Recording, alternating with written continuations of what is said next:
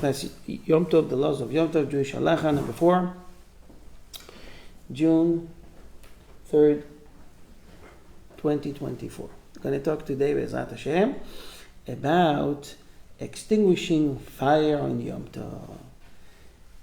Yom Tov of Shavuot is just around the corner, and this halachot are related to all Yom Tovs, not only Shavuot. Okay? Please remember that. So we've learned last time about lighting fire. We learned that it has to be from an existing fire. It's all good. Now let's talk a little bit about extinguishing fire on Yom Tov. So you should know this. It is forbidden generally to extinguish a fire on Yom Tov.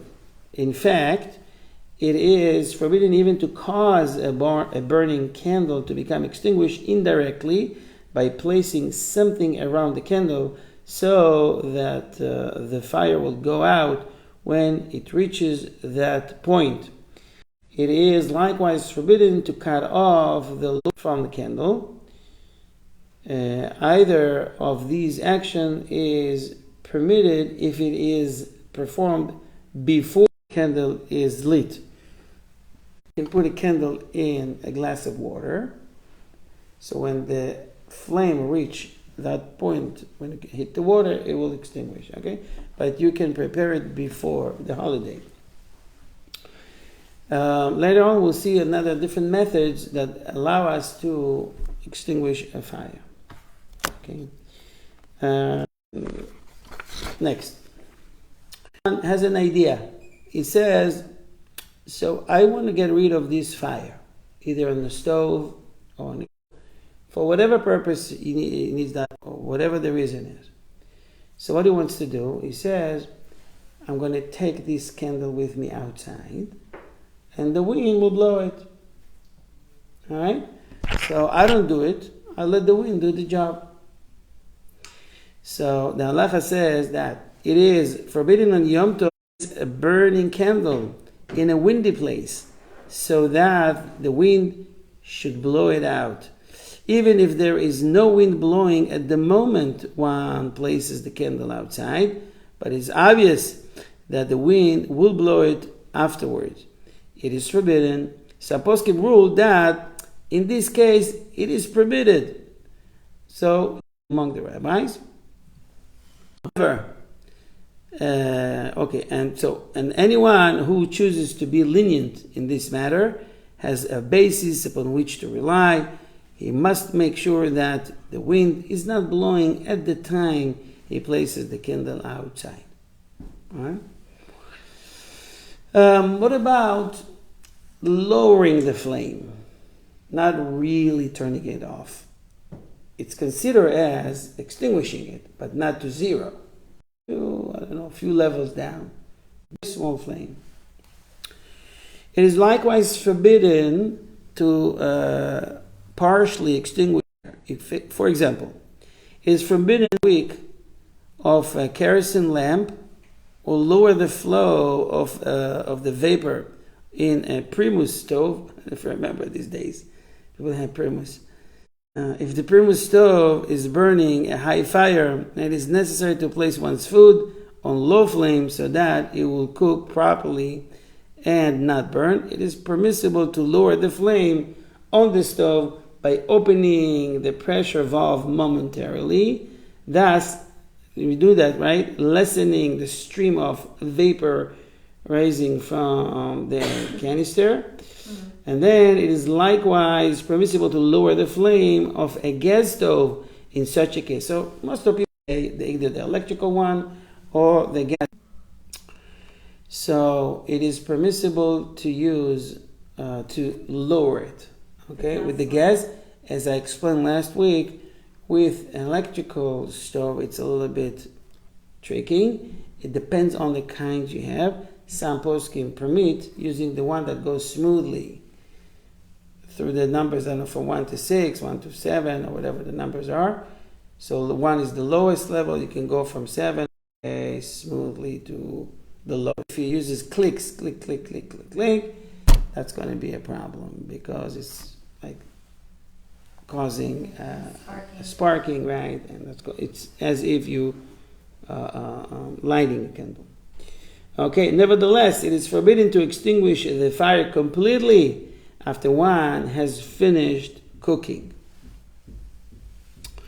Okay, so what one would do, let's say he was cooking on the holiday in the evening, and she's finished, they finished with cooking. Finish. Alright? He said, I don't need this fire.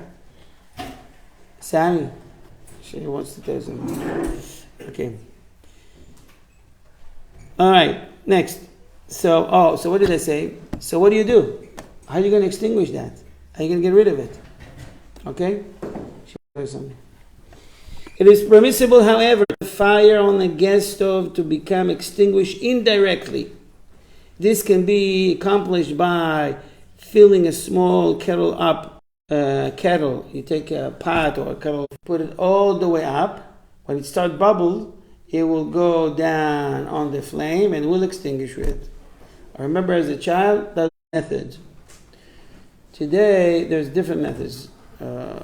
Different ways to extinguish it, and there's one that you can buy some sort of a timer, and I'll give you the information later on. So, again, it is permissible, however, to arrange the fire to the gas stove to become extinguished indirectly.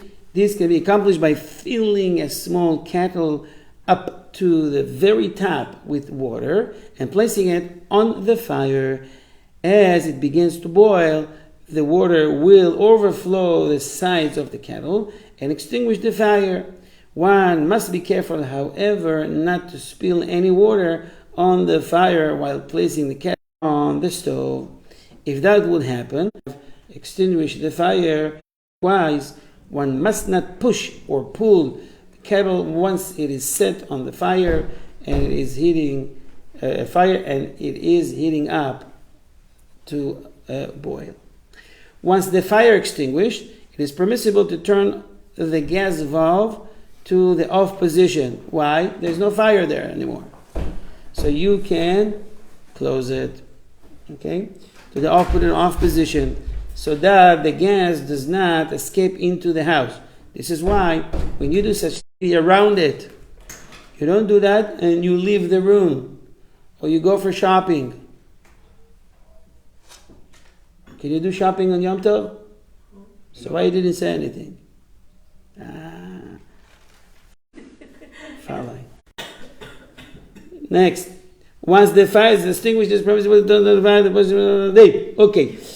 If it is primus stove, which I don't know if you know what I'm talking about, he may then open the pressure valve to stop the flow of the kerosene vapor once the fire has been extinguished. Okay, I think you got the idea. You can do that, especially when one wants to drink coffee and tea, so you can use that water. It will overflow, extinguish the fire, and you can use it now for coffee. It's very tricky, doesn't always work. I'm telling you from experience, you have to make sure that it's sitting really level, and you have to have enough water all the way to the top. So what do? You have to put it, first maybe half with water, the kettle, half empty, okay, on the stove, and then add water when it is on the stove. Otherwise, if you fill it up all the way, you're going to spill water, definitely on the floor, on the way there, and probably on the fire. So leave it there half or empty, just pour when it sits there. And try to be as gentle as you can, and that will do the job, okay? There is an interesting solution that was invented. It's basically a timer. And this tool helps a lot in many houses, even in America. You can just order it, I think, from Amazon today. Let me give you the name of it. It is permissible on Yom Tov to use the device developed recently. When it says recently, it's many years ago, by the Institute, you want to ask something? By the Institute of Science and Technology for Halacha. It's in Israel. They call it Zomet, Z-O-M-E-T, Zomet, or Tzomet, T-Z-O-M-T. Okay, Halacha automatically, okay, to automatically turn off the gas on the stove. This is a timer that the user sets in advance so that it shuts the safety valve on the gas line at the desired time, in the same way that a timer turns off an electric current at the time that it. It's relatively easy to install yourself. If you don't want to mess with that, just call a technician, they'll do it for you. It's basically a small device, squarish, with a timer, and it has a small hose at the bottom, a small hose at the top. You take your valve, you see the instructions there, you just hook it, make sure there's no leak, and then you can use the timer. I think if I remember correctly, it's up to an hour, maybe it's a little bit longer. You can do it even during the holiday. You put the timer, and every time you see you need more cooking, you just add more time, okay? And worst case scenario, it will shut off, so you can do it again and turn off the fire. Okay, in this way, it's something that will do by itself. Some sort of a safety mechanism. Okay, and when safety on the valve line desired at the same time of the current, I said that. Okay, this is at worst an act of extinguishing a fire through gerama. Gerama is a word that you will keep hearing on Shabbat. Gerama or gerama. Gerama means indirect actions. Okay, so if I have a box of tissue here, and I can push it, and we fell off. Okay, but I can shake the table, and it will fall off. Okay, so the shaking, pushing it is direct. Shaking the table is indirect. It's called grama. Grama in Hebrew also means garam, ligrom, gorem. So I caused the box to fall off by shaking the table, by opening the door and wind came in. So for and so on. Indirect force. That's the idea. All right? Grama. So sometimes in Shabbat, or mainly in Yom, we can do things, okay, using this method. It's called grama. Indirect. Okay. So, and it says, the Rabbi says here, from the point of halacha, of their halacha, using this device is preferable to extinguishing the fire by boiling over it, as described. Using this device, one can set it up to shut the gas even before the fire has been turned on. This act cannot possibly be forbidden. All right? So something I think it costs somewhere around $200, less than $200. It says, okay, I have a better idea. I want to shut off the main gas supply. I can reach out the fire on the stove, but I go to the main line. Mm-hmm. Can I do that?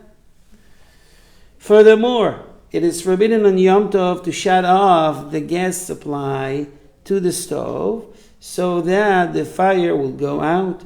This is not considered an act of gerama, right? The indirect, since shutting the gas valve immediately results in a decrease in the flame's intensity, even though it might take a second or more to go out completely.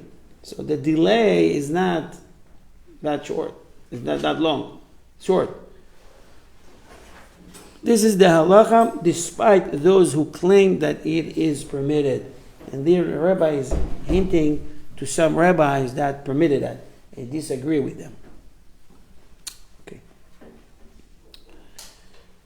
Now, if someone removes some of the fuel from the oil lamp, so you have a big lamp, and he wants to use some of the oil, or he doesn't want to use almond oil. He says, in order to shorten the time the candle is lit, I will take off half a cup.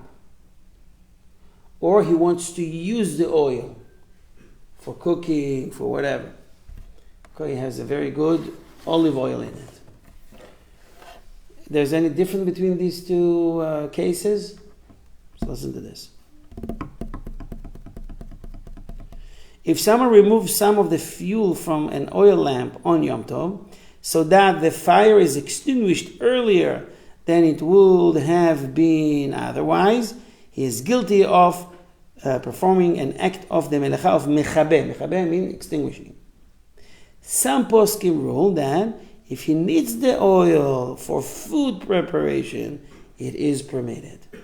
But others rule that it is forbidden in any case, and it's proper to be stringent in this matter.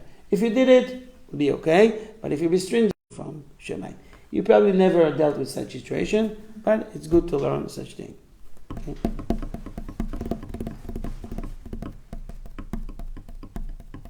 Any questions? Okay. You know what? I'm not going to skip this. Let me read this part. Some people like to do barbecue on Yom Tov. So some using the gas, right? Some using coils. But remember, messing up with coils is not like messing up with gas. Gas, you have the valve. You can turn it to the highest or to the lowest. If it's smooth, okay. But with coils, when you push it, when you mix it, some of them will be extinguished. They will die. Can I do that on Yom Tov? The Halacha says it is permissible to swap out old coals.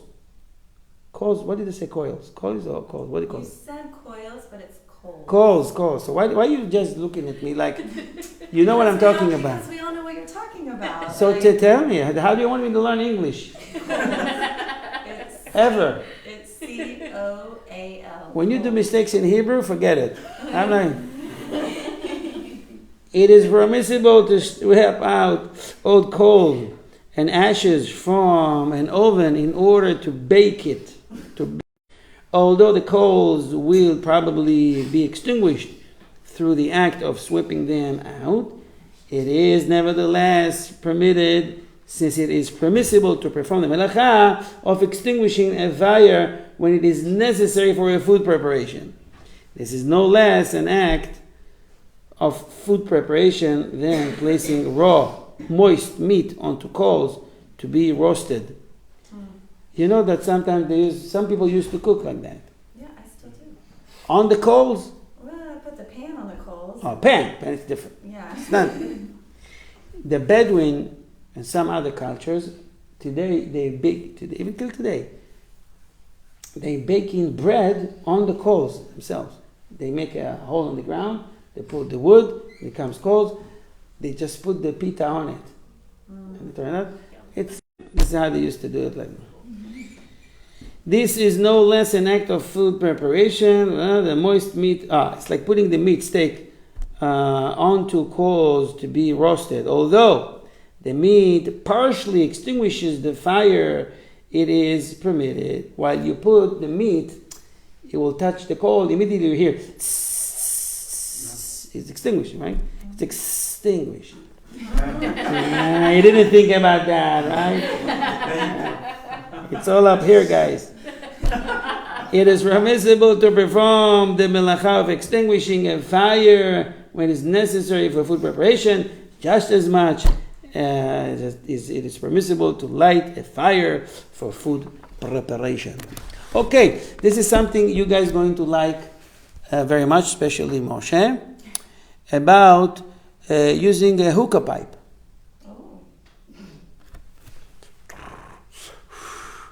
Hookah pipe.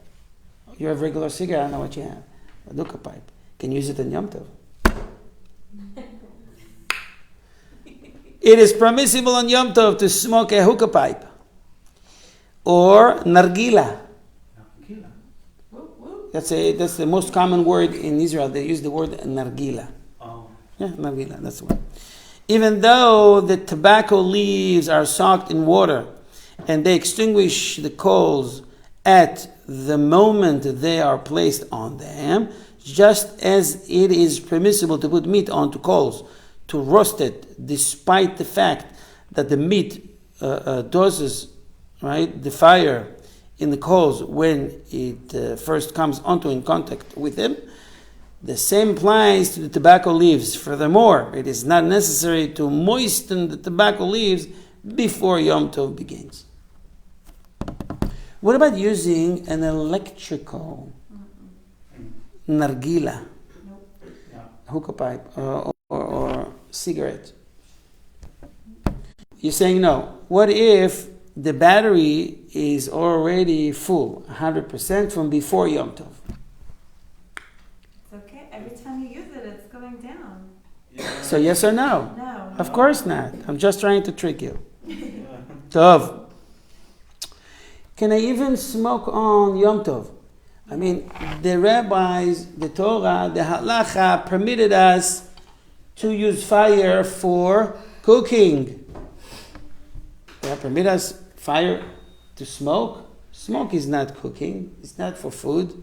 But I've seen people use their candles to smoke cigarette on Yom Tov. Doesn't mean that I see people driving on Yom Tov. Oh. The Halacha says, some poskim rule that it is forbidden to smoke cigarettes on Yom Tov since not everyone enjoys smoking, and the Torah allows one to perform acts of melacha only if they are for the purpose that the majority of people would enjoy. These poskim understood that smoking for pleasure is equal to the activity of burning incense for pleasure, to have nice smell in the house, right? In both instances, it is forbidden on Yom Tov since it is not considered pleasurable by the majority of people. Nevertheless, the common custom is to permit smoking on Yom Tov, and particularly in these generations when smoking has become such a common habit. Unfortunately, I would say. Even if so smoking, we've learned it's permitted on Shabbat. Just make sure you lighting your cigarette from an existing fire. If you need to prepare yourself for something outside the house, do it carefully and make sure you have fire for that purpose. Can I erase thing on Yom Tov? It's like Shabbat. You can't erase. Can I write note? I can't. Can I erase note? No. Erasing is not necessarily with whiteout or with what do you call it? An Eraser. It's if I rip it, if I burn it, it's also considered erasing it, right? On cigarettes, around it, there is wording. It could be the name of the cigarettes company. For example, I don't know, Marlboro. What is that? Problem, what do you like? Just the one for the pipe. You have a pipe? Yeah. Sherlock Holmes. Okay, Popeye. Popeye the Sailor Man. You saw Popeye the Sailor Man. It's not in your age, I'm telling you. No. As by smoking, you're going to burn the wordings, and that will be maybe a problem of erasing Rachel, right? Can you just say? Can you do that on Yom Tov, Rachel? What do you do when you're smoking on Yom Tov, usually? Do you put it down before it gets there and like walk away, and then it's done? So let's see if it's okay. We'll see. So Halacha says, even if there are letters printed on the cigarette paper, it is permissible to smoke the cigarette. The fact that the paper becomes burnt does not make it forbidden act of erasing written letters. Okay? Right. It is best that anyone who is not a habitual smoker, who will not suffer by refraining from smoking on Yom Tov. For him, it's no big deal. I don't smoke the whole week. It's just all of a sudden people gathering, they want to smoke, and they're offering him a cigarette. And he says, it's a Yom Tov, let's smoke. Try to avoid. You're not a smoker. The halacha permit that for regular smokers, people that do it every day. So it's better for this guy to refrain from doing so. He will receive, if you do that, he will receive a special blessing from heaven for doing this. In modern times, all medical experts warn people to refrain altogether from smoking since it causes a number of serious and life-threatening illnesses. Therefore, everyone should distance himself from this practice. Okay? Sam says that the electrical one is even worse. The vaping, yeah. Because of the chemical that it has, it's even worse than. Okay.